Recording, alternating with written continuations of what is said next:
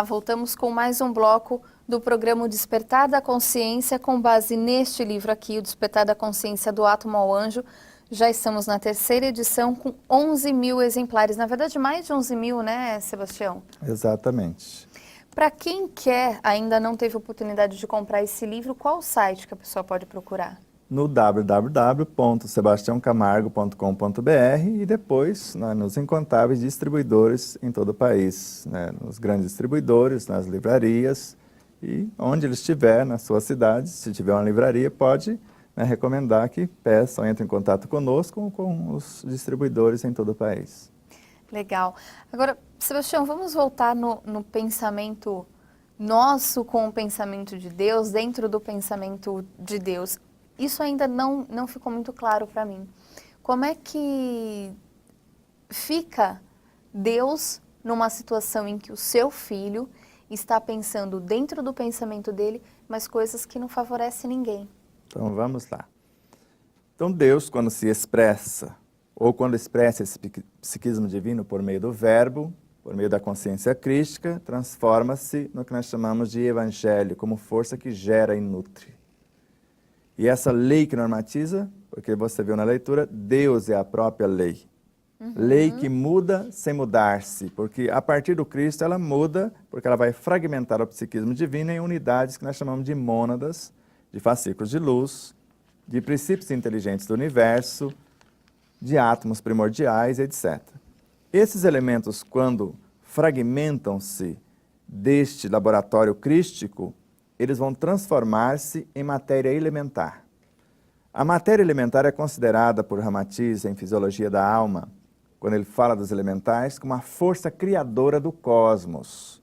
Ao toque das nossas emoções desgovernadas, elas se transformam em venenos, em cânceres, em enfermidades incontáveis.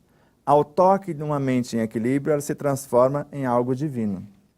Então nós podemos transformar esse sal da terra, porque ele pode transformar-se em átomos, em coisas nobres, e a luz do mundo. Mas eu posso também criar coisas deprimentes. Mas vamos colocar uma situação. Vamos supor que eu já passei por todo o universo dos fluidos, já construí a matéria elementar, a energia universal, a matéria mental, o mundo subatômico, o mundo da bioenergia, os princípios vitais, agora eu estou nos átomos. Eu estou aqui segurando na minha mão, nesta, um átomo de cloro, e aqui um de sódio. Ambos são venenosos, dependendo da porção. Você conseguiria tomar uma porção de cloro e ficar... e sódio. Mas se eu juntar os dois, que aparentemente são venenosos, o que eu faço? Cloreto de sódio. Você consegue comer comida sem sal? Algumas coisas dá, mas a maioria, o nosso paladar ainda não está educado. Exatamente. Então depende como se vê. Aquilo que nós chamamos de negativo para uns é positivo para outros. Então, quem está naquele estado negativo, fornecendo-nos a oportunidade de pensar negativamente, também está em Deus, porque é uma expressão de Deus. Só que quando olhamos grosseiramente, aquilo é uma coisa absurda. Então, quando eu como a banana, acho que sou inteligente, jogo a casca e vem um animalzinho e come a casca.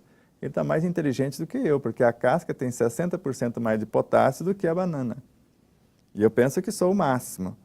Então depende de onde nos encontramos. Então quando um pensamento negativo surge em nossas mentes, e nós não percebemos que uma serpente está metabolizando o meu pensamento negativo e transformando em veneno. Mas ela só fez um processo de saneamento do meu pensamento? Não. Ela, sem o veneno, não consegue alimentar-se. Porque o veneno, ela usa para neutralizar a sua presa, que ela adormece o animal, ela não quer que ele sofra quando vai se alimentar. Porque ela precisa sobreviver e está ali o sapinho, dependendo da cobra, um coelhinho e etc. Então, com o veneno, ela neutraliza para que ele não sinta dor e não a machuque. Porque senão, com as patinhas, ele pode machucá-la. Então, naquele momento, ela transformou um pensamento negativo, uma coisa que poderia asfixiar milhões de pessoas, em algo útil para o universo dela e para não prejudicar o seu semelhante, que vai ser incorporado em seu universo. Então, quanto mais compreendemos a respeito de Deus, do psiquismo divino, das leis, nós vamos entender uma harmonia, ao invés de falar que é uma contradição. Você viu que coisa absurda? Aquele moço comendo algo em decomposição, porque tem alimentos que nós colocamos para quase que apodrece para depois fazermos um manjar. Então nós podemos, agora o outro que está em outro estado não pode. Então um pensamento deprimente para nós é um banquete suculento para outros. Então são necessários esses professores e alunos, porque se eu tiver só pensamentos bons, eu cresço. Se eu não tiver alguém que me obrigue ou que me convide à ginástica moral, como dizia Allan Kardec, se eu não tiver um aluno triste, como que eu vou mostrar a ele a minha alegria? Tanto que logo no começo do Livro dos Espíritos, Allan Kardec já detectou essa veracidade. Ele mostrou, então é necessário que o princípio inteligente que saiu dessa matéria primitiva ligar-se a ela, sim, para que a sua inteligência se manifeste nela. Do contrário, o que adianta um professor inteligente que saiu de lá com um cabedal, se ele não ajudar quem está na retaguarda? Por isso essa lei de solidariedade que ele coloca logo na introdução do Livro dos Espíritos, que tudo se encadeia, tudo se encaixa, desde a matéria mais densa ao homem mais inteligente, tudo um ajudando o outro. Porque se um reino não auxiliar o que está na retaguarda, ele não avança na direção dos demais. Então, quando um pensamento nobre vem à nossa mente, o que vem na sequência é os negativos. Porque eles querem se transformar. A tristeza em alegria, a saúde em doença. E às vezes nós queremos expulsá-los ao invés de transformá-los. Joana de Ângeles nos informa que não dá para expulsar o mais remoto pensamento. Agora, transformá-los, sim. O pensamento novo, aprimorado, mais harmônico, vai envolver o pensamento antigo, mais deprimente, mais precário, em vibrações amorosas e convidá-lo a um novo contexto. Nós falamos em programas passados que toda criatura que se empenha em ajudar o próximo, ela vai transformar trevas em luz e luz em felicidade. Felicidade em benevolência e benevolência em caridade. Não foi isso que vimos com Bezerra de Menezes, da obra Páginas Esparsas, volume 2, com João Nunes Maia? E ainda, a caridade vai continuar, ela crescerá, ela vai expressar, ela vai viver o amor em estados cada vez mais puros, mais abrangentes. Agora, se a gente pensa dentro do pensamento de Deus, qual é o exercício que a gente pode fazer para não pensar besteiras? Besteiras, como eu disse, vai depender do que você entende como besteira. Vamos dar um exemplo. Hoje, no grau em que você se encontra, você pegaria um lápis, papel e começaria a fazer desenhinhos lá do jardim de infância? Não, acho que depende, só se for com a minha sobrinha. Mas você acabou de se entregar, você entendeu? Vê como que é. Você sozinha não tem mais necessidade, mas para ensinar a sua sobrinha, você buscou as suas memórias e está exercitando. Essa é a diferença. Então, às vezes, se você imprimir um pensamento muito nobre para um cachorrinho, vamos falar algo descomunal, será que ele vai conseguir assimilar? Mas se você convidar ele a comer um bife ou a ração, uma coisa no universo dele, você vai conquistando. E aos pouquinhos você vai trazendo ele para o seu universo, sem violentá-lo. Mas de imediato assim, você não consegue disciplinar um animal sem dar alguns agrados, fazer algumas coisas. Você vê isso com os educadores, com os adestradores de animais. Então a gente precisa nos tornarmos alguém lá no mesmo estágio para depois trazê-lo gradativamente. Sebastião, como o espírito se individualiza? Exatamente esse é o processo encantador. Então, lá no início, o espírito, o princípio inteligente do universo. Apenas um fascículo de luz que antes estava numa unidade e agora encontra-se fragmentando-se para a construção de novas unidades. Quando lemos em nosso,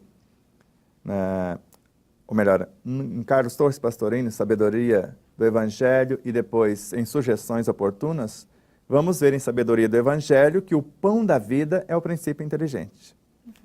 E em Sugestões Oportunas, o amor é a reunificação desses elementos em unidades cada vez mais amplas. Aí nós pegamos dois princípios inteligentes do universo, unificamos dois, construímos uma unidade da matéria elementar, que são os elementais em origem. Já construímos um ser, uma consciência mais ampla, que obedecem, tanto que ela se transforma quando são convidados, essas unidades, e se unem na estrutura da energia universal. Faz ciclos de luz mais abrangentes. Quando são convidados esses elementos da energia universal ou do fluido universal, como falam alguns, eles se transformam em matéria mental, que é composta de seres vivos incontáveis em processo de evolução, que vão plasmar as nossas ideias, os nossos pensamentos. Nós damos uma ordem, eles executam. Eles dão forma aos nossos pensamentos. E a partir daí, esse princípio inteligente, que agora já é uma soma muito grande de princípios, né, de variada ordem, com experiências diferenciadas nessas escalas que mencionamos, vão transformar-se agora em elementos subatômicos. Nós chamamos de bósons, de leptons, de quarks, de bários, de todo esse universo que compõe a bioenergia. E nós estamos agigantando essa individualização, que é a soma de elementos X com Y, com especializações determinadas. Até chegarmos no que nós chamamos de princípios vitais, que vai compor o átomo. Então está ali a energia nêutron, somente unindo todos esses elementos retardatários. Quando damos uma ordem a essa energia, ela se transforma em prótons, parte do próton liberam elétrons e surge o primeiro átomo de hidrogênio. 4 elementos de hidrogênio se unem com 4 prótons, 4 elétrons. Só que o hélio, o segundo elemento do sistema periódico, como dissemos em outros programas, são só 6 elementos. 2 elétrons se tornam livres, 2 prótons se tornam nêutrons, e está agora o segundo elemento do sistema periódico. E eles vão se unindo e se expandindo até chegar no urânio, por exemplo, os sistemas mais básicos. E depois vai de 0 ao infinito, mas nós vamos voltar depois. Vamos, a gente vai tomar uma água e volta daqui a pouquinho com esse assunto e outros.